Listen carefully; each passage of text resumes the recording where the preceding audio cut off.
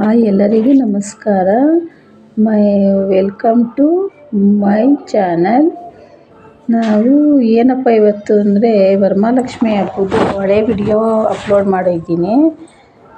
ತುಂಬ ಕಮೆಂಟ್ಸ್ ಬರ್ತಾಯಿತ್ತು. ವರಮಹಾಲಕ್ಷ್ಮಿ ಹಬ್ಬ ಇನ್ನೊಂದು ತಿಂಗಳಿದೆ, ಪರ್ಚೇಸಿಂಗು ಮಾಡಬೇಕು, ಮತ್ತು ಅವತ್ತೇ ನಾವೆಲ್ಲ ತಗೋತೀವಿ ಮಾಡ್ತೀವಿ ಅಂದರೆ ಆಗಲ್ಲ. ಮುಂಚೆನೇ ನಾವು ಏನು ಬೇಕು, ಸೀರೆ ಯಾವ ಕಲರ್ ಇಡಬೇಕು, ಸೀರೆ ಯಾವ ಕಲರ್ ತೊಗೊಬೇಕು, ನಾವೇನು ಹಾಕಬೇಕು, ಏನು ಮಾಡಬೇಕು ಅನ್ನೋದೆಲ್ಲ ಈ ವಿಡಿಯೋದಲ್ಲಿ ಅಪ್ಲೋಡ್ ಮಾಡ್ತಾಯಿದ್ದೀನಿ ನಾನು. ಮತ್ತೇನಪ್ಪ ಅಂದರೆ ನಾನು 15 ವರ್ಷದಿಂದ ಈ ಹಬ್ಬ ಮಾಡೋಕ್ಕೆ ಸ್ಟಾರ್ಟ್ ಮಾಡಿದ್ದೀನಿ. ಫಸ್ಟು ಸ್ಟಾರ್ಟಿಂಗ್ ಮಾಡಿದಾಗ ನಾನು ಸಿಂಪಲ್ಲಾಗೇ ಒಂದು ಚೆಂಬಿಟ್ಬಿಟ್ಟು ಅದಕ್ಕೊಂದು ಬ್ಲೌಸ್ ಪೀಸ್ ಇಟ್ಬಿಟ್ಟು ಅಷ್ಟೇ ನಾನು ಮಾಡ್ತಾಯಿದ್ದಿದ್ದು. ನಂಗೆ ಅಷ್ಟೊಂದೆಲ್ಲ ಗೊತ್ತಿರಲಿಲ್ಲ. ಅವಾಗೆಲ್ಲ ಈ ಥರ ಯೂಟ್ಯೂಬೆಲ್ಲ ಜಾಸ್ತಿ ಇರಲಿಲ್ಲ ನಾವು ಮಾಡುವಾಗ. 15 ವರ್ಷ ಅಂದರೆ ಗೊತ್ತಿರುತ್ತೆ ನಿಮಗೆಲ್ಲ, ಯೂಟ್ಯೂಬಲ್ಲಿ ಏನು ಅಷ್ಟೊಂದಿಲ್ಲ ಅವಾಗ. ಈಗೇನಪ್ಪ ಅಂದರೆ ಪ್ರತಿಯೊಂದಕ್ಕೂ ಎಲ್ಲ ಎಷ್ಟಿದೆ, ಮುಂದುವರೆದ್ಬಿಟ್ಟಿದೆ ಎಲ್ಲನೂ. ಮತ್ತು ನಾನು ಫಸ್ಟ್ನೇ ವಾರ ಮಾಡ್ತೀರಾ ಇಲ್ಲ ವರಮಹಾಲಕ್ಷ್ಮಿ ಹಬ್ಬ ನೀವು 2ನೇ ವಾರ ಮಾಡ್ತೀರಾ ಅಲ್ಲ ಲಾಸ್ಟ್ ವಾರ ಮಾಡ್ತೀರಾ, ಅದು ನಿಮ್ಮ ಅನುಕೂಲಕ್ಕೆ ತಕ್ಕೊಂಡ್ಬಿಟ್ಟಿದ್ದು. ನಾನು ಮಾತ್ರ ಎಲ್ಲ ಫಸ್ಟ್ನೇ ವಾರ ಮಾಡ್ತೀನಿ, ಇಲ್ಲ 2ನೇ. ಈ ಸತಿ ಪೌರ್ಣಮಿ ಬಂದಿರೋದ್ರಿಂದ ನಾನು 2ನೇ ವಾರನೇ ಮಾಡ್ತೀನಿ ಹಬ್ಬನ. ಮತ್ತು ನಾನು ಫಸ್ಟ್ನೇ ವಾರ ಮಾಡಲ್ಲ, ನಾನು ಸುಮ್ಮನೆ ಪೂಜೆ ಏನು ಮಾಡಬೇಕೋ ಮಾಡ್ತೀನಿ ಅಷ್ಟೇ. ಏನಪ್ಪ ಇದರಿಂದರೆ ನಾನು ಮುಂಚೆನೇ ಸೀರೆ ಯಾವ ಕಲರ್ ತೊಗೊಬೇಕು, ಇಲ್ಲ ಗ್ರೀನಾ, ಇಲ್ಲ ಈ ಸತಿ ಏನಪ್ಪ ಅಂದರೆ ಗ್ರೀನು ಮತ್ತು ಮೆಂತ್ಯ ಕಲರು ಮತ್ತು ಗಿಣಿ ಹಸಿರು ಕಲರ್ ಸೀರೆ ಉಡಿಸ್ಬೇಕು ಅಂತ ಅಂದ್ಕೊಂಡಿದ್ದೀನಿ ನಾನು.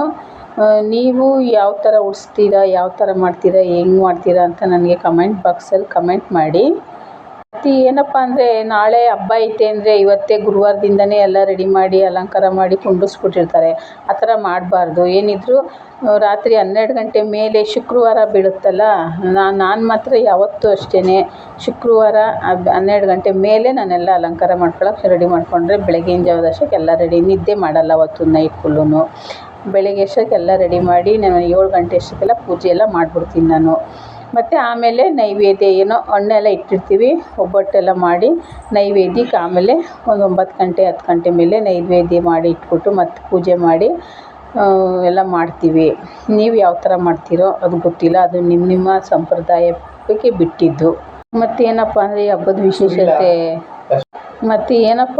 ವಿಶೇಷತೆ ಅಂದರೆ ಆಡಂಬರ ಬೇಡ, ಭಕ್ತಿಯಿಂದ ಪೂಜೆ ಮಾಡಿ. ಏನಾಯ್ತೋ ಮನೆಯಲ್ಲಿ ಅದನ್ನೇ ಇಟ್ಟು ಪೂಜೆ ಮಾಡಿ. ಒಬ್ಬೊಬ್ಬರು ಸೀರೆ ಉಡಿಸ್ತಾರೆ, ರೇಷ್ಮೆ ಸೀರೆ ಉಡಿಸ್ತಾರೆ, ದೊಡ್ಡದಾಗಿ ಮಾಡ್ತಾರೆ, ಗ್ರ್ಯಾಂಡಾಗಿ ಮಾಡ್ತಾರೆ. ನಾವು ಆ ಥರ ಫಸ್ಟು ಸ್ಟಾರ್ಟಿಂಗಲ್ಲಿ ನಾನು ಮಾಡಿದ್ದು ಬರೀ ಚೆಂಬಿಟ್ಟೆ ನಾನು ಮಾಡಿದ್ದು, ಬ್ಲೌಸ್ ಪೀಸ್ ಇಟ್ಟೆ ನಾನು ಮಾಡಿದ್ದು. ಈಗೇನೋ ದೇವರು ಸ್ವಲ್ಪ ಏನೋ ಒಂಚೂರು ಪರವಾಗಿಲ್ಲ ಚೆನ್ನಾಗಿದ್ದೀವಿ ಅನ್ನೋದರಿಂದ ಸೀರೆ ಉಡಿಸ್ತೀನಿ. ನಾನು ಒಂದು ವರ್ಷ ರೇಷ್ಮೆ ಸೀರೆನೇ ಉಡಿಸ್ತಿದ್ದೆ, 1 ವರ್ಷ ರೇಷ್ಮೆ ಸೀರೆ ಉಡಿಸ್ತೀನಿ ಅಷ್ಟೇ ನಾನು. ಮಿಕ್ಕಿದ ದಿವಸ ಎಲ್ಲ ಮಾಮೂಲಿ ಸೀರೆನೇ ಉಡಿಸ್ತೀನಿ, ಚೆನ್ನಾಗಿರೋ ಸೀರೆನೇ ಉಡಿಸ್ತೀನಿ.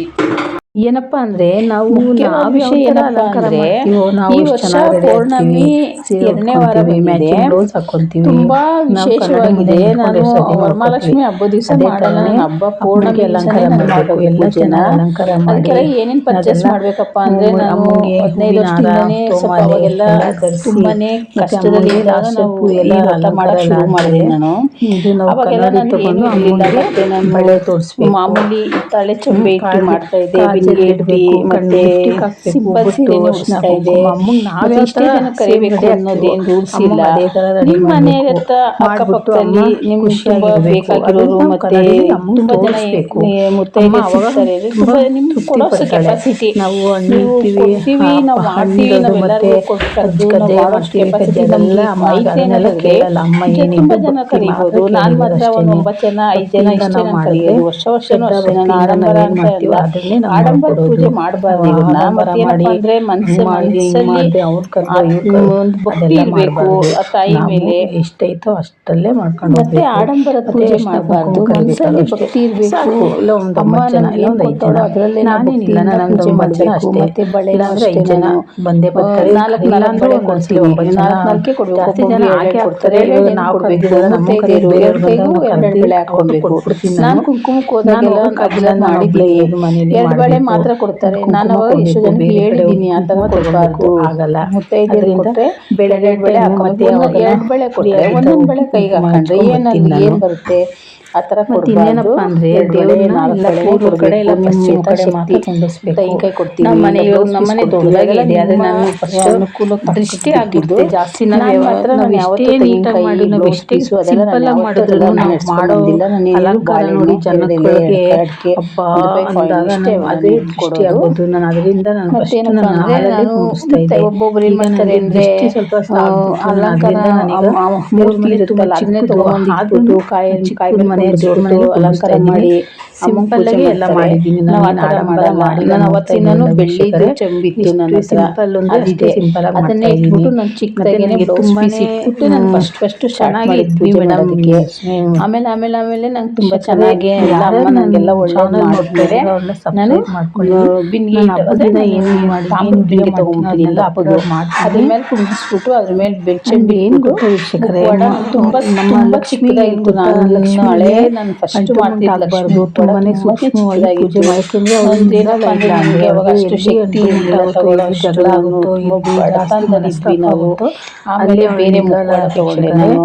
ಈಗ ಸ್ವಲ್ಪ ನಾನು ತುಂಬಾನೇ ಚೇತರಿಸ್ಕೊಂಡಿದ್ದೀವಿ, ಸ್ವಲ್ಪ ಪರವಾಗಿಲ್ಲ. ಅಂದರೆ ಅಷ್ಟು ಮೇಲಿದ್ದೀವಿ ಅಂತ ಹೇಳಲ್ಲ, ಅಷ್ಟು ಕೆಳಗಿದ್ದೀವಿ ಅಂತ ಹೇಳಲ್ಲ. ಅಮ್ಮ ನಾವು ಏನು ಕೊಟ್ಟವಳೋ ಎಷ್ಟು ಕೊಟ್ಟವಳೋ ಅಷ್ಟಲ್ಲೇ ಶನಿವಾರ ಹೇಳ್ಕೊಂಡಿದ್ದಲ್ಲ. ಶನಿವಾರ ಶುಕ್ರವಾರ ಪೂಜೆ ಎಲ್ಲ ಮಾಡಿ ಕುಂಕುಮ ಎಲ್ಲ ಕೊಟ್ಟು ಊಟ ಎಲ್ಲ ಆದಮೇಲೆ ರತ್ನೀರು ಮಾಡಿ ಅಮ್ಮಂಗೆ ರತ್ನೀರು ಬೆಳಗ್ಗೆ ಆಚೆಗೆ ಚೆಲ್ಬಿಟ್ಟು ನಾನು ಅವಾಗೆ ಕದಲಿಸ್ಬಿಡ್ತೀನಿ. ಬೆಳಗ್ಗೆ ನಾನು ಶನಿವಾರ ರಾಹುಕಾಲ ನೋಡಿ ಪೂಜೆ ಮಾಡಿ ಎತ್ಬಿಡ್ತೀನಿ. ವೀಕ್ಷಕರೇ, ವಿಡಿಯೋ ನಿಮಗೆ ಇಷ್ಟ ಆಗಿದ್ದರೆ ಲೈಕ್ ಮಾಡಿ, ಶೇರ್ ಮಾಡಿ, ಸಬ್ಸ್ಕ್ರೈಬ್ ಮಾಡಿ ವೀಕ್ಷಕರೇ. ಮತ್ತು ಇನ್ನೂ ಹಲವಾರು ವಿಡಿಯೋ ಮಾಡೋಕ್ಕೆ ನಮಗೆ ಸಪೋರ್ಟ್ ಮಾಡಿ. Thank you for watching.